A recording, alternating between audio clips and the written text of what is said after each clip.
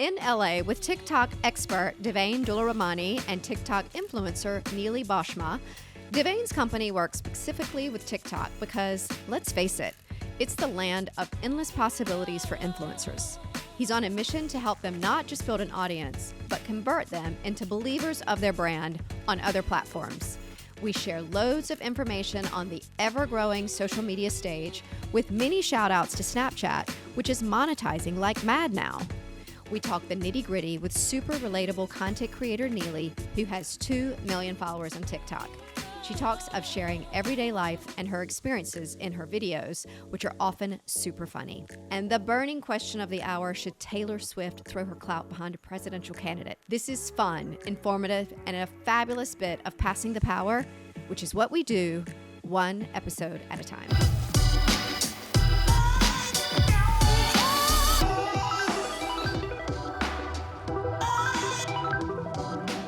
We are here in LA, and I am so excited for this episode because we've got TikTok expert Devain Doolaramani and TikTok influencer Nealie Boschma right here in the studio.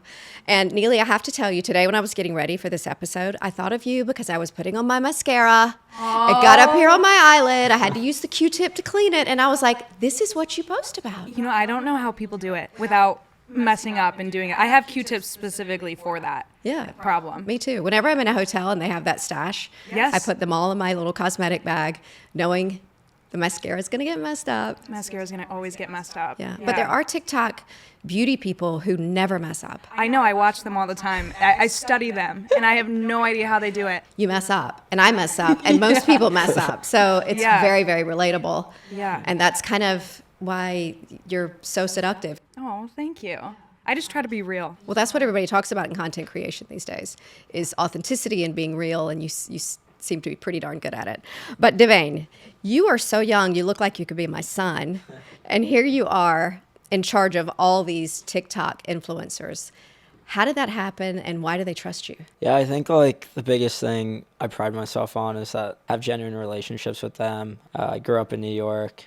Went to Horseman out there, and then moved to Hong Kong when I was 16, ended up going to Chapman and studied finance. It was my senior year was when COVID hit, and I remember I was in 2 classes, like international econ and international finance, and I had like C- in them. And at that point, I just like knew finance wasn't for me.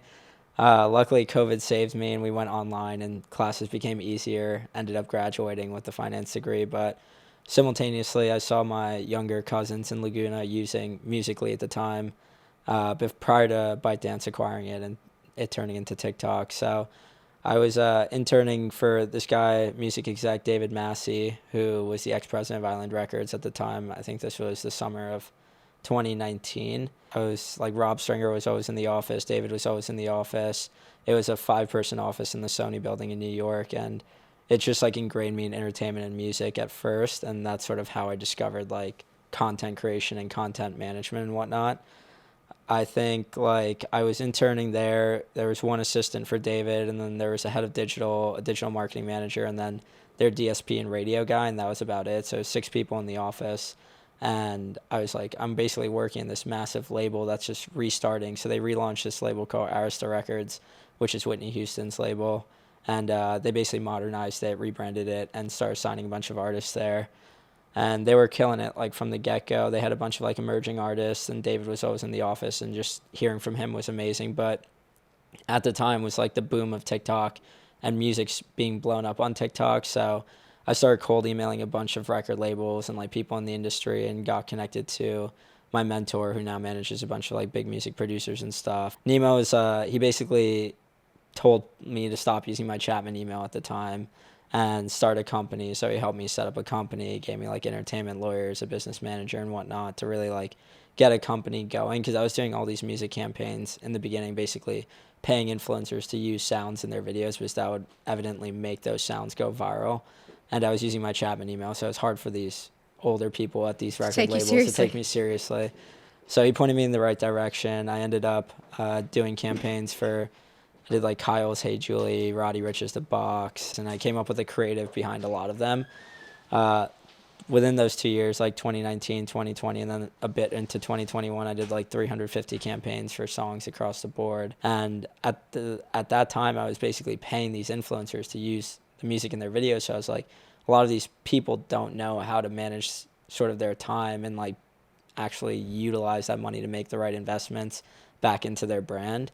So I picked up 30, 35 creators simultaneously to paying them to use music in their videos, and ended up overextending myself. I didn't know what I was doing at the time. And I dropped half of them, but focused on the top 15 or 20 I had at the time and basically built relationships with them. I knew that if I wanted to be successful in this industry, you actually have to have trust and friendship with your clients. I get the trust part, but I've always heard, you're never supposed to go in business with your friends. So. Yeah. Well, they become friends. Like, okay. I'm not friends with them, like, off the bat. Like, I don't know them at all off the bat, to be honest. It's more of like a cold reach out, and then that friendship just develops. So I think for me, it's just being in the now and, like, being in the zone and being able to text all of them every day and talk to them every day and whatnot. I'm pretty sure I annoy him all the time. I'm texting him all the time. It's weird for me not to tell him what I'm doing with my day. That's how it is. But it's really nice. Because you want somebody you can trust. So what does it mean that you manage her? How do you help Nealie? Yeah, I think it's really just looking for opportunities and like brands to work with from an early standpoint. It's like just giving advice on like new emerging platforms, just pushing them to sort of do stuff that's going to really like build their brand for the future. Like platforms like you would never think to use LinkedIn, Snapchat super early. Like they just re-rolled out a great monetization platform, so I got all my creators on that. They do like mid-roll ads. Which, LinkedIn or Snapchat? Snapchat. Yeah, and LinkedIn's just great just to build a business like acumen on and like build a business persona on. But how is a content creator using LinkedIn? It's really just storytelling. I mean, there's so many content creators on it, obviously, talking about your brand deals, talking about the creator economy, talking about what you do, because all these like execs like who work at these companies, like the CEOs, CMOs, they're so business oriented, they don't know the process that goes behind making content and actually helping them scale their brand up. So why do you focus on TikTok? Because that's kind of your main platform, correct? Yeah, I think TikTok, they just have everyone on there. Like more so, you have Facebook. Every other platform is more like demographically zoned. Like you have Facebook, which are more like older people in the sense of like I even think Facebook is old. Really? And I'm 55. You know what I mean? It's Yeah. like I've barely posted on Facebook. Yeah, I think it's legitimately like Facebook, you're looking at like anywhere from like, from what I've seen from brands audience targeting on there, at least 30, 35 plus. Mm-hmm. And then Snapchat is like 25 and below. And then Instagram now is pretty much, it's like similar to TikTok, but TikTok just has the actual kids too. Like a lot of kids aren't on Instagram. And I think nowadays you need to influence this new wave of kids to like buy stuff or like buy into you or buy into your brand. And TikTok just has the biggest like audience span across the board, more so than any other platform. People don't sit on Instagram Reels as much as they do on TikTok. Like, it's so true. You can spend so much time on TikTok and you just don't scroll like that on Insta. Yeah. So what about TikTok Shop? Is that something that you're using, Nealie? Is it something that you encourage? Is that like the future for TikTok? I think it definitely crushes and like people do really well on it. I don't know a ton about it in the sense of like how it affects algorithms, because I see a lot of people using TikTok Shop are burner accounts. Who even knew that was a thing? I did not know that was a thing. I'm like, burner phones? Yeah. So, or like not really burner accounts, but like they make like multiple accounts and Yeah. make clickbait content, and that's all they put out. And they're basically putting viral videos out that are moving their own product. What about money? How much can a creator make on TikTok these days? It depends. I mean, like, it's honestly like you could take the biggest creators in the world, like the Alex Earls and Haley Baileys and stuff, and I'm sure they're getting brand deals upwards of like on a monthly basis upwards of like 100,000, 150,000, 200, 300,000, who knows. But I don't think how much you make depends on the following you have. I think it's the engaged community and audience you have, and how much brands are willing to buy into you and how well you can sell to your audience. Because I know some creators with probably like 5 or 10 million followers that get a fifth of the brand deals that someone like Nealie does, which is like pretty wild. And like she's doing so much better than a lot of them because they just like don't have ingrown communities. Like she's been able to build like a community and audience that like actually buys into her and like buys into who she is as a byproduct. And how do you think you've built that engagement? I have no idea. for me, I just be myself, and I know that the audience will find me. And like you said before, we were having this conversation about being real online, and that's what a lot of people are looking for, because they want to feel a part of something or a community, or they want to feel like they can relate to somebody.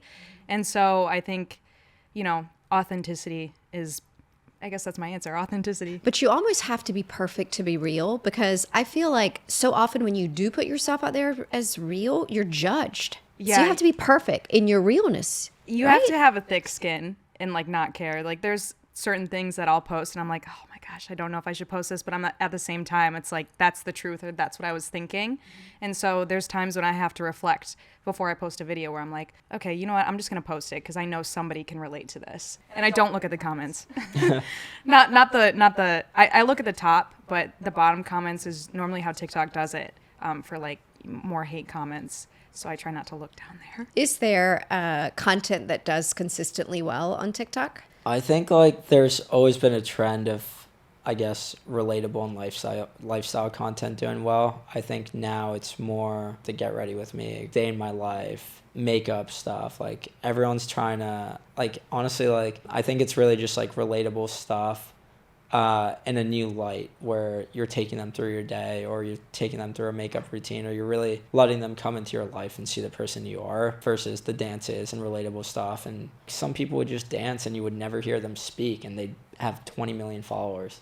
And I think modern day society has changed a lot as TikTok's progressed as well. Yeah. But that dancing got us through COVID, didn't it? Oh, it did. It did. Yeah. And everybody who couldn't dance, aka me, thought they could, and they would try it and be like, you know what? This video is never seen the light of day. It was bad. Devain, what about data and analytics? Should creators focus on that to guide them in what they're doing? I think some of the most successful creators look at their data and like analytics. Like you're sitting there analyzing what videos do well, how engaged your audience is, what talking points work well.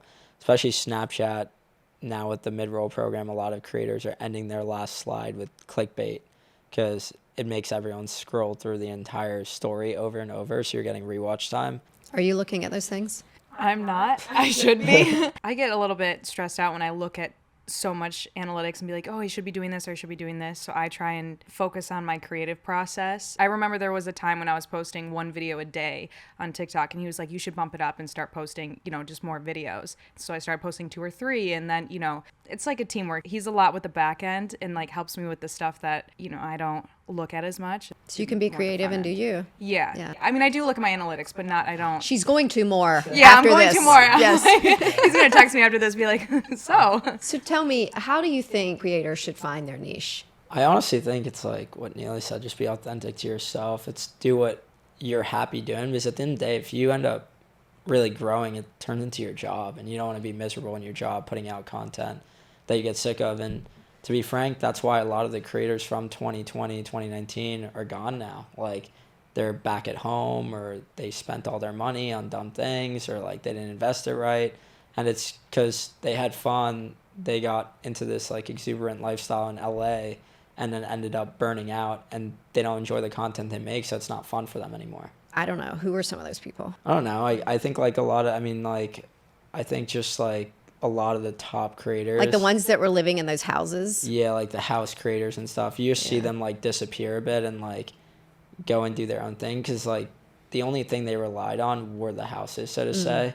And once that fun is gone, content is not fun anymore. Did y'all have time to think about how TikTok can do it better? I honestly think it's a pretty well-versed platform across the board. I mean, their live streaming capabilities are great. Now they're integrating long-form video, which some people are using. I know a lot of photographers and cinematographers are trying to use that to put out their reels and stuff. As you focus on TikTok, I always worry about silos. And do you worry about your creators only being like super strong on TikTok and not on Instagram and not on other platforms, or not on YouTube? Or do you advise them to try to be strong on all of them? Yeah, I honestly just say diversification is key. Like, you want to be on every platform as much as possible, because you never know which platform is going to open up another monetization tool or like feature that can end up making you a ton of money. I mean, I told everyone to get on Snapchat, and now Snapchat has one of the highest paying mid-roll platforms out there. A lot of my creators make the most money they make on Snapchat now.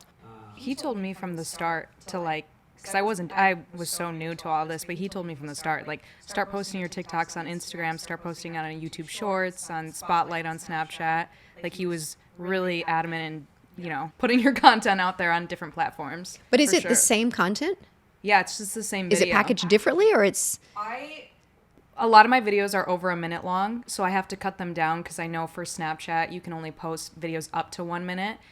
And I think... Yeah, it's actually a thing. Or in Spotlight. It's on YouTube Shorts, maybe. Yes, Shorts. It's one of the platforms you can only do a 60-second video, so I always edit my TikToks down and then I'll post them on different platforms. But yeah, it's the same video that I post on TikTok. And so there are just some people who would rather go to YouTube and see you than TikTok. you never know who's watching just on YouTube who doesn't have TikTok, or just on Snapchat. I'll get DMs a lot of the times of people saying, "Oh, like, I found you off of YouTube," or "I found you off of Snapchat." And I'm like, really? Like, it's so interesting to me because I always focus on TikTok and I never think that somebody actually finds me on YouTube or... Well, I would just think that your followers are on all of those things. Yeah. So it's just odd that somebody would only be using YouTube. What's crazy is that, like, there really are some people that only use single platforms. Like, my friend, for example, my roommate actually in LA here, he doesn't have TikTok. So all he does is sit on Instagram Reels. And then you have kids who legitimately aren't allowed to have TikTok, and all they do is sit on YouTube Shorts. Yeah, one of my best friends only does YouTube Shorts. She has no TikTok, no Instagram, no nothing, which is crazy. But she's like, I don't know, I like it like that. And I'm like... A purist. Okay. Yeah. A purist. Yeah. Well, the guy who heads TikTok show is Singaporean. I live in Singapore. I've been there for 16 years. And I was just so embarrassed when I saw him, before the Senate and how they treated him. And I wrote him and I was like, you did so incredibly well dealing with those imbeciles. Yeah. But that was like such a bad day for the U.S. And when you're saying some aren't at TikToks, it's because I think a lot of parents think it's like an arm of the Chinese state. And, if their child goes on TikTok, they're going to be followed and the Chinese are going to be able to watch them. Okay, so Devain, I have a serious question for you. Yeah. Of course I want to blow up on TikTok. And I know you only take a few people. So I'm just saying maybe you should consider adding your oldest client here. I think just be consistent and, like, really create authentic content and just diversify to every platform. I mean, that's honestly what I tell everyone, even people who I'm just watching and, like, watching their growth patterns and stuff. It's really about being consistent and doing it every day. Like, a lot of people burn out or they can't do it every day and whatnot, but I think you've been posting, like, pretty much every day for, like, a long time now. And, like, other clients of mine who are, like, really crushing it, like, they've been posting every day. One, like, Brooke has been posting pretty much every day for the last 3 years. She's missed 6 days, I think. So it's really about consistency. It's put yourself out there, and people get sad if they don't gain a huge following or they fail off the rip. And it's like, some people have been doing this for 5 or 6 years, posting every day since the Musical.ly days, and they've seen success, but no one knows how much effort and time was put into that success. And it's not only posting on TikTok, it's downloading those videos without the watermark, getting them up on YouTube Shorts, getting them up on Spotlight, getting them up on Instagram Reels, and just being consistent on every platform every day. And eventually you'll see some ingrown success for sure. It's not like a magic button that these people are pressing to blow up. It's really hard work and consistency over the years. So are you doing all of that yourself, or you have a team now who's helping you? No, I do it all myself. Okay. So maybe down the road we'll get a team, but for right now I do it all myself. Yeah. Well, it's interesting because I was reading that you quit your job to become a full-time content creator. And it's, I don't, quote, have a job, but I have so many things going on in my life that like, I don't have the time. I want to have the time because I feel like there's so much opportunity. I love TikTok. I love creating the content. Yeah. So I think it's a real luxury that you're able to, like, make this your job.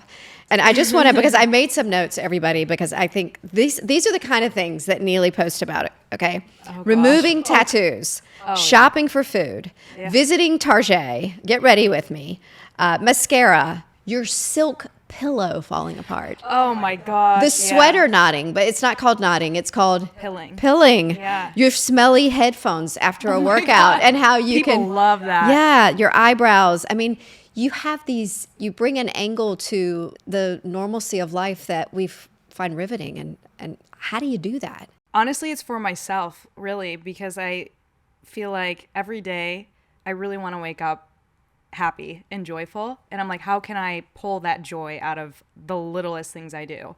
So it's all in the details of my life that I try and find the most fun and bring, some joy to it. It's like I don't want to de-pill, I don't even know if that's the right word, but de-pill this sweater right now, but I'm going to make it fun while I do it. And so we've all done it. Yeah, exactly. We've all done it. We've all had that sweater that like my mom has thrown in the washer and dryer, which she shouldn't have, and then it starts knotting up. Yep. And my so mistake. Yeah. And so you just like today, what's happened today that will inspire you to make a TikTok? Oh, I've already made 3. I just have to post them. But it was getting ready for this and putting an outfit together. I had worn something really cozy, and then I walked outside and realized it was like 85 degrees out. So I walked right back into my house, put something else on. So that's really the inspo for today. But you really don't feel pressure to be compelling? No, I can't. I have How can to you not? You have 2 million followers. I don't know. I have to block it out. Otherwise, I'll like, it won't be good. But like, can you go to Target? Yeah. Target. Can you go to Target and not film something? I mean, like, can you just... It's very hard. I have guilt. If I go somewhere and I don't film and I know I should film something, I'll have guilt there. So, yeah, it's a little tough. That's so funny. Recently, I was in Alabama for a wedding, and my daughter, Hilton, who's 20, was there with me. And it was just busy, and I forgot to do my outfits. And I had 3 such incredible looks. And I was so angry at myself when it was all over that I was like, why didn't I take a minute to film that? And yeah, sometimes I'll walk through Target. You can think about all the great things that you could film, but you actually do it. Yeah. It's your work, it's your life. Yeah. Well, I have fun doing it. So yeah, I don't think about it like that. I just have fun filming things, and so it doesn't feel like work, or I have to make time for it because it's just engraved into my life. But how did it start? Well, at first it was because I quit my job and I only had 3 months worth of money to stay out in LA. But so I thought you quit your hustle. job to become a content creator. Oh, I did. Okay. Yeah, I did. And I gave myself 3 months because that's all I had in my bank account. Oh, I assumed you made enough creating that you would quit and do. No. When I quit my job, I had, I think, like 10,000 followers on TikTok. So, legit? Yeah. And that was confidence. Yeah. Yeah, and I actually lied to my mom too, because when I quit my job, I was just like, I can't do this anymore. Like, I can't. And I just told my mom, I was like, oh, I'm just like taking a little break. Like, I'll leave. Like, I had vacation time set aside. I didn't tell anybody except for my best friend, Nicole. And yeah, for 3 months, I was just like, okay, I got to make this work. And so I did. I lived off my savings and kind of just did it. I don't know. It's like, it's a mindset. It's like a switch I had in my head where I was like, I'm going to do this. It's going to work, or I'm going back home. Like, there was no plan B there. Your mom, is she proud of you? She is now. Yeah. But did she think you were loopy for quitting your job? She thought I was loopy for moving out to LA. Because when I first moved out to LA in August of 2020, she was like, what are you doing out there? Like, you're going to do content? Like, what are you doing? And I was like, yeah, I'm going to do content. And then as soon as I got out here, realized how expensive everything is out here. I was like, I have to get a job. Like, I can't just do content and live off of what I saved back in Michigan. So I got a job, a 9-to-5 job, and went about like 2 or 3 jobs before I actually made the decision to quit and start content. And then I didn't tell her. And then slowly I started to tell her, and she was like, she didn't get it at first, but then she started to understand, like, oh, this is like, you're making money from this. Like, this is your job now. And I was like, yeah, this is my job. So talk to us about how you're making money with it. Mostly brand deals, I would say. And then I make money off of Snapchat and off of YouTube Shorts. And the brand deals come directly to you through Devain. How do you decide who you want to partner with? The brand deals will come to Devain first, and then I'll kind of get looped into the emails, and we'll just discuss whether or not this brand is a good fit for me. And then we'll go from there as far as like if I want to work with them or if I don't, and we pass or we go with them and, we do a video for them. So yeah. So why did you like Bloom? Well, it's de-bloating. I have a lot of digestive issues, if we're going to be honest. And we've had a long relationship with Bloom. Danny especially has been my main point of contact there, and she's always been sweet, and we've just built a really good relationship with them over the 2 years. They were one of the first brands to reach out to me and wanting to partner with me. So, yeah. And have you done any kind of philanthropic work and kind of helped others along in this journey as you've become kind of more successful? I haven't, but I should. I should get on that. But no, I haven't, but maybe in the future. Well, I would just challenge you because you have a voice. And I think, especially as a mom, looking at a young woman who's hardworking and doing well, I mean, you're a great role model.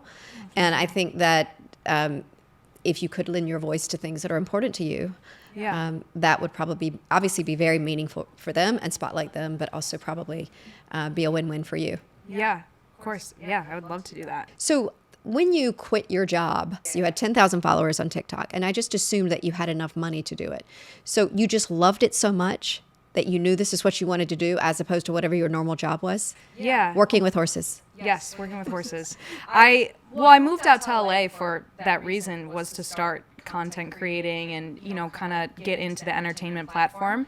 And I just had this moment where I had been out here for over a year working a job that wasn't in entertainment at all. And I was unhappy, and I was like, I had this moment where I was like, I moved out here for a reason and I'm not doing it. And so I kind of just told myself like, okay, well, then quit your job and figure it out. Can you both tell me a crazy TikTok story? Like something crazy that's happened to you, or something crazy on the red carpet, or like blowing up crazy, or maybe bad crazy? I mean, I don't know if anything's crazy, but I will say when people come up to me in public and recognize me, I have panic attacks. It's so weird because I've had people one time actually, I was at the mall one time and these group of girls followed me around the store and then followed me into the bathroom. And I was panicking, and I called my mom and I was like, I don't know what to do. And she was like, they probably just want to say hi. So just turn around and say hi. But when you have social anxiety, it's a little bit like, oh, hi everyone. So I feel like that for me, that's crazy. Nothing crazy on my side too. I think, as I said at the beginning, I try to stay I'm more of a homebody, even though I'm in an industry where you're going out and you're seeing all these things. I think I've probably been to 5 events over the last 2 years, 5 or 6. And actually I went to my first actual red carpet event for the Grammy party with her. Tell me, how was that? That was so much fun. Yeah. It's a lot of fun. It was really cool. But so who sponsored the party? Whose party was it? I think the Grammy House threw it. So it was a pre-party to the Grammys, which was super fun. But we got to walk the red carpet and stuff. What'd you wear? I wore all leather. I wore a black leather dress. Oh. Yeah, it was great. It was very spicy. Was it something you already had in your closet, or you got it new for that night? No, I got it new for that night. Was it sponsored? No, I wish. No. I got it new for that night for the party. I like being styled for things. I think that's a lot of fun. But I went out and picked this dress up actually the day of and then threw it on. Is there a TikTok out there for us to watch on this? Yeah, there is actually. Sure there is. There is a TikTok out there with me getting dressed for it and putting my makeup on for it. And do you like doing that? I love it. I think it's so much fun. Yeah. Did you have a glam crew come and get you ready? No, just myself. Yeah. Is that a dream that one day you'll have the glam crew? Maybe. I mean, yeah, I'd love that. It would be a lot easier on me if someone else did my makeup and my hair. But for now, I do it myself. And is there anybody out there who you'd really like to dress you? Yeah, Mimi Cottrell. I love her. That's big. That's on a bigger scale is who I like. She's fashion inspo. I love how she styles Gigi Hadid, Ariana Grande. I love it. But no designer. No designer. I love Prada. Prada's probably my favorite designer out there. Just putting it out to the universe. Just putting out there? Just putting it out there. But you never know. Prada is Prada. Prada's your favorite. Yeah. Love it. But you don't dig it at all. You only went because I enjoy it. It's definitely fun. It's something I'm going to more events and stuff now, but I honestly just enjoy going to nice dinners and hanging out with my friends and clients, and I don't really care for the events as much, but I've had opportunities to go to some great events over the years, but it's just like they don't really amuse me to that extent. And I'd rather travel and like go to Europe than go to an event here, like be out of town or somewhere. So, but as a content creator, going to these things is really important. I think it's definitely beneficial. I mean, I think you network and meet a lot of people. You don't necessarily have to. I think it really just depends. I think the people who want to really be proactive and like go network and like want to meet a ton of people and are more social, like go to every event because they are great. You meet some awesome people. I mean, every event I've went to, try to talk to as many people as possible, and you really meet cool people. But when you say network, do you mean like to get brand deals or no, between just creators? honestly just like make new friends. Like I think it's like a mix of like, yeah, sure, you might meet some cool people here and there, but go network with people, go meet people. You never know if you guys have synergies together. You never know if you guys can work together or just become really good friends, and like you would have never met them at a bar or a club or like a dinner. You know, it's like these events are so specialized to a certain group of people in entertainment that you're actually meeting people in your industry and sort of almost in your niche as well. Do you have a dream creator, like somebody you would just die to work with? Honestly, I would love to do a Get Ready With Me with Alex Earl. I think that would be really cool. Wow, yeah. Or do something with Alex Cooper. I love Alex Cooper. She has Call her podcast. daddy. Yeah. Call her daddy. That would be a dream of mine to go on. I think that'd be really fun. Wow, would you be so willing to talk about sex with her? Oh yeah. Really? Yeah. Oh wow. Yeah, I'm an open book. Do you see my TikToks? Yeah, but I don't I'm know. about She it. goes deep. deep. Yeah, she doesn't hold back. Yeah. So I don't think I'd feel comfortable talking about my sex life with her, but Really? yeah. Yeah, I would be interested to see. So I would do it. Okay, for Alex sure. Earl, she also wants to come on your podcast. Yeah. Yeah, exactly. Or call her daddy. Yes. Yeah. Call her daddy. And then what about, Devain, content creators getting too political? I mean, is it something you completely advise against, or are there some clients that's just kind of their niche and that's what they do? Yeah, I mean, I think everyone has their own views and they're subject to their own views, but I personally try to tell my creators to stray away from it just because with cancel culture and all of this, I've just seen it over the last like 3 or 4 years. Someone says the wrong thing or someone endorses the wrong person or whatever, and the next thing you know, it's just you're getting flamed in every comment section for the next 3 or 4 months. I keep my views to myself, and that's a personal choice. But yeah. So do you guys think that Taylor Swift will come out and endorse a candidate for presidency? Would she be crazy to do it? I have no idea, but she does have a huge grasp on the world right now. So I'm honestly unsure. I think that's up to her and her team and the whole like Taylor Nation team or whatever. But I have no idea. I mean, she's at a point now where even if there were haters going to hate. She's past it, right? She's probably big enough to do what she wants and not worry about the clapback. What's crazy nowadays too is everyone's attention span is so small. You could get clapback and then a month later, a year later, it's like back to normal. So who knows? I mean, it's definitely up to her and her team, but I kind of hope she does. Are you a Swiftie? I'm a Swiftie. She has been to Singapore and I saw sweet. her and I was there with my daughters. So it was incredible. Such a Swiftie. Is there anything that you guys want to add that we haven't covered before we wrap? I think it's just like if you want to be a creator, take a shot at it. I think so many people struggle to take that initial shot and really have confidence and that self-worth in themselves. It comes down to believing in yourself. So if you're really passionate about creating content or, you know, being in the space of entertainment, you gotta really believe that you can do it. I've always believed in that and it's worked out well for me. So yeah, I would say if you're gonna do it, have belief that it's gonna work out and you can do it. Well, yeah, well, you guys just answered my one of my final questions is always that one bit of that nugget for the aspiring creator, and you guys have just told them. Oh yeah. Your answer on that. Yeah. And then the final question then would be, where do you see yourselves at 60? Posted up in a house in Malibu. Oh. That's where I want to be, on a beach every day, soaking up the sun. So that's like your all, huh? Yeah, with my husband and kids running around. Well, they'd be grown, but yeah. I think I'd still be working, but I'd be working for fun. I need to keep my brain running for sure, but I definitely want a larger family, wife, like 3 or 4 kids, and just living in either Florida, if the water doesn't get too high, or Laguna. So one of those, and then hopefully just have like a house or apartment in New York where I grew up. Taxes are better in Florida. Yeah, for sure. Yeah. Oh, California taxes. But you can be that mom in Malibu and also have all those businesses. Oh, yeah. Yeah. I like family and friendship, and all of that is really important to me. So that's a goal of mine, to make sure that is there. And then as long as that's there, anything that comes my way, whether it's starting a new hobby, doing a new job, new career, who knows where this will lead me, what path it'll lead me to, but I'm open to anything and everything. I just want to be happy. So I hope that when I'm that age, I'm happy. Perfect. So 60-year-old Malibu, husband, children, entrepreneur. Yes. I love it. I do it all. Yeah, for sure. That's Because women can. Because women can. So much fun talking, y'all. Yeah. Really, really good. I feel like you have passed so much power and shared really great things with our listeners and with our viewers. And I'm grateful for having you.